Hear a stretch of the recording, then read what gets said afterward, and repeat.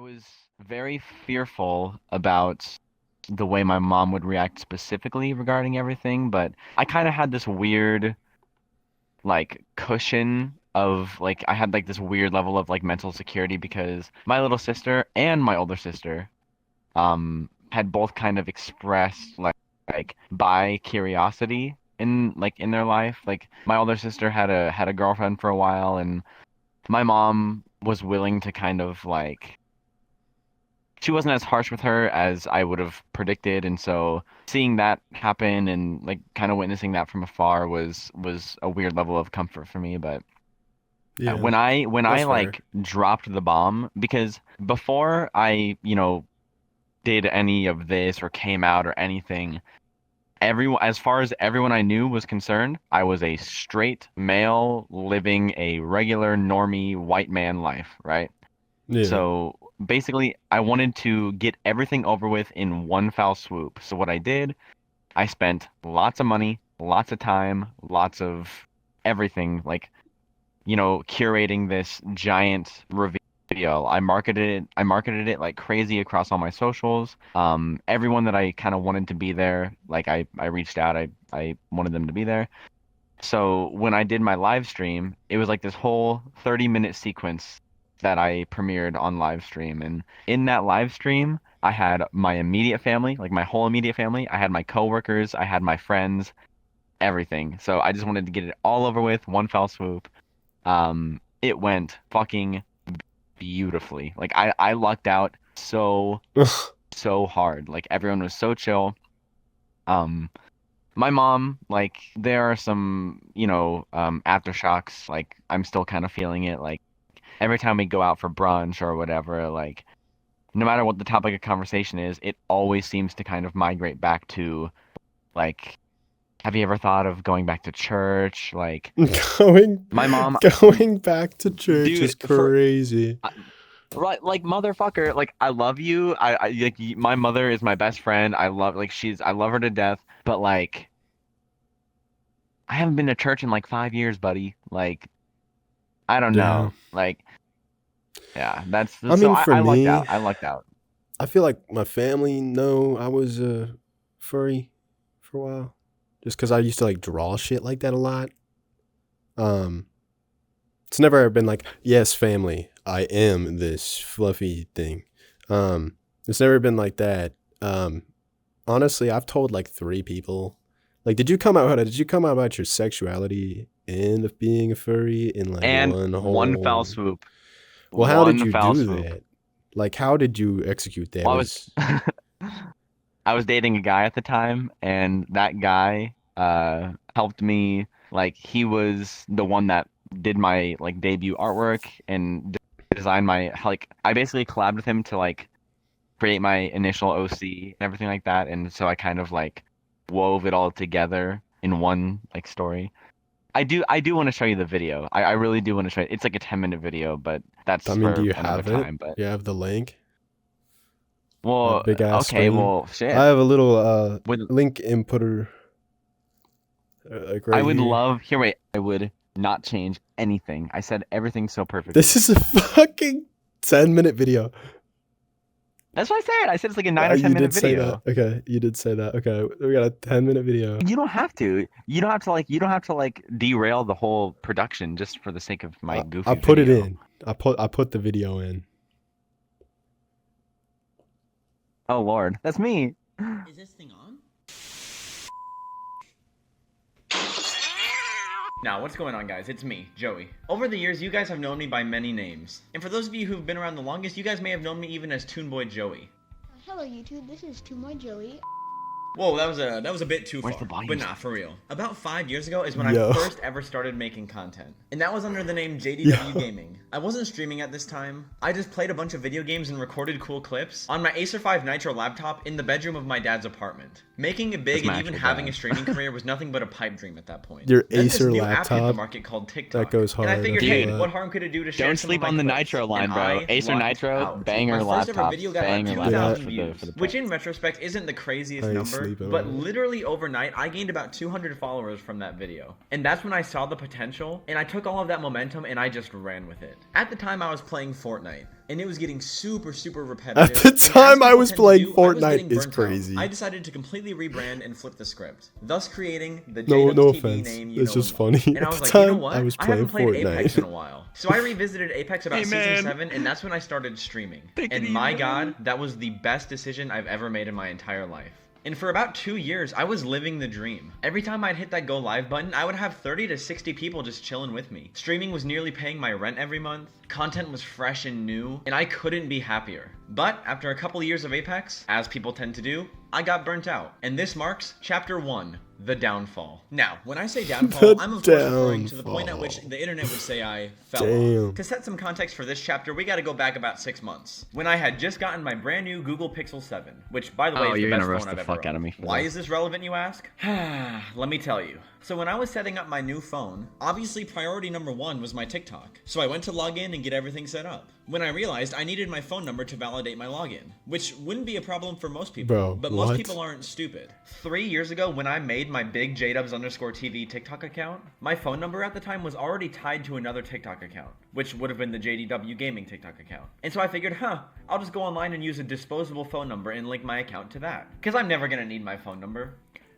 I needed my phone number. So because I was unable to verify my phone number, I lost access to my JDubs TV account entirely. Despite my many attempts to reach out to TikTok support, I never heard anything back. And initially, I saw this as kind of a W. At the time, I already had like a spam account that had about 14k followers. So in the moment, I decided to pick up shop and migrate everything over to that account, which in all fairness was going really well for a while. It was around this time that I was making Pokemon content. I couldn't tell you what ignited it, but I absolutely fell back in love with Pokemon. To the point where I made a daily vlog series that not only followed my day-to-day life, but also my progress in Pokemon Go. Making these episodes took me about 3 hours a day, and I did it for a solid couple weeks. So, like people tend to do, you guessed it, I got burnt out. And as if all of this doesn't seem chaotic enough, at the time, I had a girlfriend. I had known this girl for about 3 years, and we were in a committed relationship. But it was around this time that I was realizing that I wasn't really happy with how things were going, and shortly after expressing that realization, that also ended. Still not enough? Well, freshly burnt out on Pokemon content, I was actually signed to an organization at the time. And with all the chaos happening in my life, and me really not knowing what direction I wanted to take my content in the future, I thought it was really unfair that my organization had to deal with that, and so I parted ways with them as well. At this point in my life, I was basically purging people and things out of my life, thinking it would really help me be able to focus on what I really want in the future. And even after doing all of that, I really wasn't finding any answers. Which leads me to chapter 2, the existential crisis. All of the gray space between about 6 months ago, leading all the way up to just about a month ago, was probably the toughest time in my entire life mentally. I was also having trouble at my full-time job, not knowing if I wanted to stay there, or what I wanted to do in that aspect of my life. And it was really tough for me, because I had felt like that before, but previously I had been able to go home from that, sit down, and just stream all my problems away. But I was also struggling with that side of my life as well. So I really didn't have an outlet. On top of that, I had just gotten a studio apartment by myself, and as I mentioned previously, I didn't have a girlfriend anymore. I really wasn't talking to many of my friends. I was just in complete isolation mode. I really wasn't even reaching out to my community, as streams and videos were really few and far between with really no direction at all. But then I saw the light in the tunnel. Dom, one of my best friends, who you guys know as Daily Dom TV in my chat, I fucking love you by the way, happened to work for the same company as me at the time, and he had a spot open up working under him. And you best believe I threw myself at that shit. And once things started to improve in that aspect of my life, mentally, things started getting way better. My passion for gaming had been completely rekindled, as at the time, Fortnite was kind of starting to talk about their new chapter and the whole OG stuff. So I was getting a lot more consistent with streaming, and I was actually having fun. But something still hadn't left my mind at that point. I just didn't want to fully let go of my Pokemon addiction. Again, I have no idea what sparked this, but I was already in so deep. And yes, I got burnt out of playing the games, but at this point I had surrounded myself with Pokemon in every way. I had even been dabbling with VTubing with Pokemon models, which very, very rapidly transitions into chapter 3 and the final chapter of this story. Self-discovery. Alright, y'all, before I get into the juice of this chapter, and trust me, there's a lot of juice in this chapter, you have to understand that all of what I'm about to say took place in the span of about a month. So basically, remember how I said I went through a phase of dabbling with VTubing with Pokemon models and such? Well, what I didn't mention up until now is that as I was throwing that all together and setting that all up, not so surprisingly, I came across a lot of people. This is giving me fucking anxiety. I don't know why. as VTubing and 3D modeling is a very common way for furries to express That's themselves. crazy. And Yeah. at this point in my life, the furry fandom was something I was completely indifferent to. I knew of its existence, but I really didn't know enough think you, about like, it to showed have a this to, strong like, opinion about it everybody at myself. one So I would time? always just kind of acknowledge it and move on. But I would encounter this stuff frequently enough to where I really Dude, couldn't contain I my had like curiosity 120 anymore. people And in so I this took in this Pandora's stream. I curated a 10-minute long montage of all my clips of my of all the years I had been streaming up to it. So like I had like some of my first clips ever on my Twitch channel, and it slowly progressed. Like I had super notable clips throughout the year. So it was like, and I had emotional music playing. It was a crazy build up. Like that Yo, that what? video file was like 3 gigabytes. It was crazy. Yo. And so it all led up, and then it premiered and like to this. Which is kind of wild, because listening to you talk about this situation, like knowing that everybody you fucking know is like going to be in that, like, is what's crazy. Because like that's what's like giving me like this softcore like anxiety. I'm like, what is gonna be said? What is he gonna Nah, say? bro, it was so perfect. It was so perfect. I mean, that's okay. That's good. We're about halfway through here. Let's see what you actually ended up saying.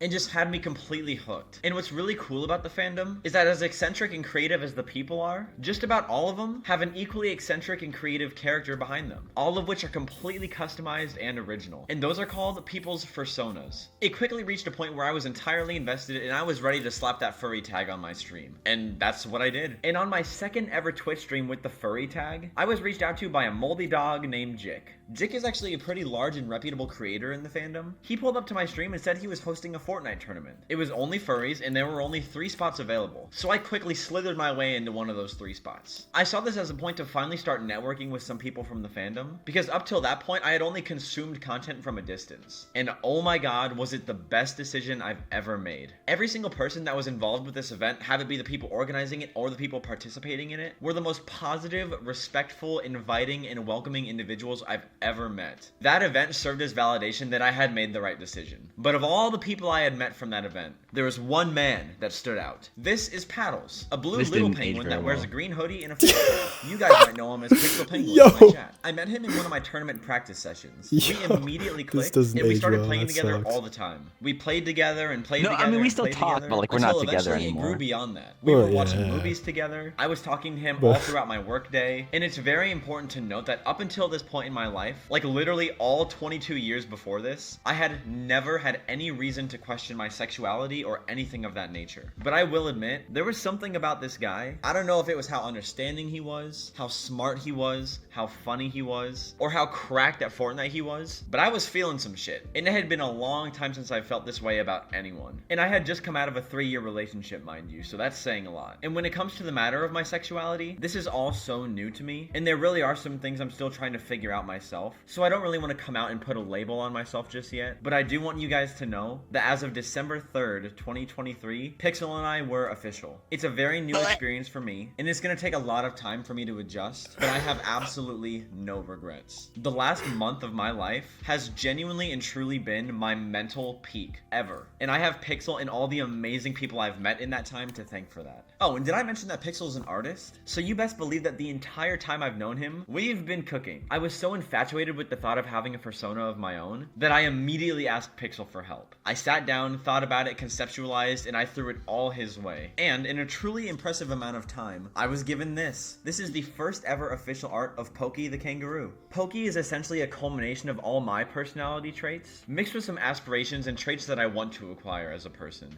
And there's an added layer of sentiment in the name. Growing up, one of the nicknames my mom gave me was Jokey Pokey. Ha ha ha, very funny. And I wanted to commemorate my parents. They've always been so supportive of me in everything that I've done, and that's my way of doing it. And I know a bunch of you probably have a bunch of questions, and I'm more than happy to answer absolutely any questions that come my way. It'd be funny if you just given ended that they're the not video here. asshole-ish in nature. But yeah, I Just- appreciate everyone listening to this and hearing me out. Right there. It's gonna be a lot to take in, and it's Oh, a you lot for don't me to even- process even still. But I am so excited to go into this new year. This is going to be the year. Once again, I love and appreciate you all, and I hope you guys are just as excited as I am. Bruh, Yeah. that's kind of wild. Hey, it worked. It worked. Look at me. Look at me. Mama. Hey, mom. Yo, Yo, what's up, mom? that framing is crazy. That last frame. Yo. Listen, buddy, Oh do you know no. how many people would kill to be in this position? Do you know? I mean, Look at that. that's fucking wild. A God. 10-minute video to tell people that you're dating what is that? A bird? Was that a bird or an otter? A bird, an otter boy online. Penguin. A A little penguin blue boy. penguin. Yeah. Yo, that's wild. That is wild. That's what did it for him, boys.